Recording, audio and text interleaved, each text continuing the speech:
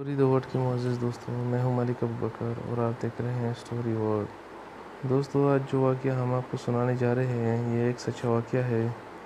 جو ایک یہودی سائنسدان کے ساتھ پیش آیا، اور واقعے میں یہ بیان کیا گیا ہے کہ عورت کو ایک شادی کا حکم کیوں ہے۔ کہانی شروع کرنے سے پہلے تمام نئے آنے والے دوستوں سے گزارش کی جاتی ہے کہ چینل کو سبسکرائب کریں اور بیل آئیکن کو پریس کریں۔ سائنس بھی اسلام کے احکامات کی تائید پر مجبور ہو گئی۔ ایک ماہر جنین یہودی جو دینی عالم بھی تھا، قولی طور پر کہتا ہے کہ روئے زمین پر مسلم خواتین سے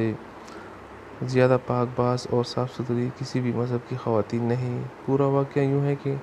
البرٹ آئن اسٹائن انسٹی ٹیوٹ سے منسلک ایک ماہر جنین یہودی پیشہ ور رابرٹ نے اپنے قبول اسلام کا اعلان کیا، جس کا واحد سبب بنا قرآن میں مذکور مطلقہ کی عدت کے حکم سے واقفیت اور عدت کے لیے 3 مہینے کی تائید کے پیچھے کار فرما حکمت سے شناسائی۔ اللہ کا فرمان ہے، مطلقہ اپنے آپ کو 3 حیض تک روکے رکھے۔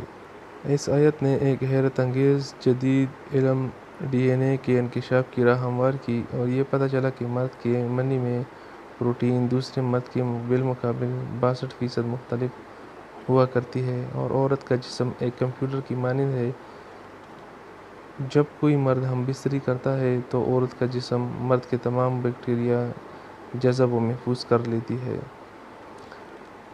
اس لیے طلاق کے فوراً بعد اگر عورت کسی دوسرے مرد سے شادی کر لے یا پھر بیک وقت کئی لوگوں سے جسمانی تعلقات استوار کر لے تو اس کے بدن میں کئی ڈی این اے جمع ہو جاتے ہیں جو خطرناک وائرس کی شکل اختیار کر لیتے ہیں اور جسم کے اندر جان لیوا امراض پیدا کرنے کا سبب بنتے ہیں۔ سائنس نے تحقیق کی کہ طلاق کے بعد ایک حیض گزرنے سے 32 سے 35% تک پروٹین ختم ہو جاتی ہے، اور دوسرا حیض آنے سے 76 سے 72 تک آدمی کا ڈی این اے زائل ہو جاتا ہے، اور تیسرے حیض میں 99.9% ختم ہو جاتا ہے، اور پھر رحم سابقہ ڈی این اے سے پاک ہو جاتا ہے اور بغیر کسی سائیڈ ایفیکٹ اور نقصان کے نیا ڈی این اے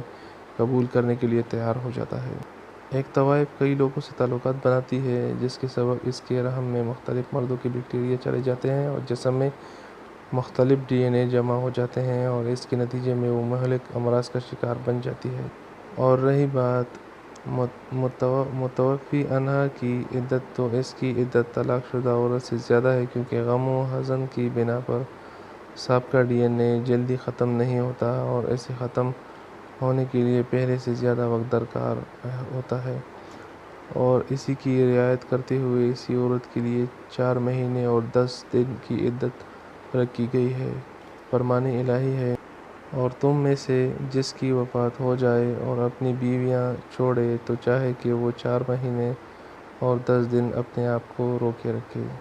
اس حقیقت سے راہ پا کر ایک ماہر ڈاکٹر نے امریکہ کے 2 مختلف محلوں میں تحقیق کی۔ ایک محلہ جہاں افریقن نژاد مسلم رہتی ہیں، وہاں کی تمام عورتوں کی جنین میں صرف ایک ہی شوہر کا ڈی این اے پایا گیا، جبکہ دوسرا محلہ جہاں اصل امریکن آزاد عورتیں رہتی ہیں، ان کی جنین میں ایک سے زیادہ 2-3 لوگوں تک کے ڈی این اے پائے گئے۔ جب ڈاکٹر نے خود اپنی بیوی کا ٹیسٹ کیا تو چونکا دینے والا حقیقت سامنے آیا کہ اس کی بیوی میں 3 الگ الگ لوگوں کے ڈی این اے پائے گئے ہیں، جس کا مطلب یہ تھا کہ اس کی بیوی اسے دھوکہ دے رہی تھی، اور یہ کہ اس کی 3 بچوں میں سے صرف ایک اس کا اپنا بچہ ہے۔ اس کے بعد ڈاکٹر پوری طرح قائل ہو گیا کہ صرف اسلام ہی وہ دین ہے جو عورت کی حفاظت اور سماج کی ہم آہنگی کی ضمانت دیتا ہے، اور اس بات کی بھی کہ مسلم عورتیں دنیا کی سب سے صاف ستھری، پاک دامن اور پاک باز ہوتی ہیں۔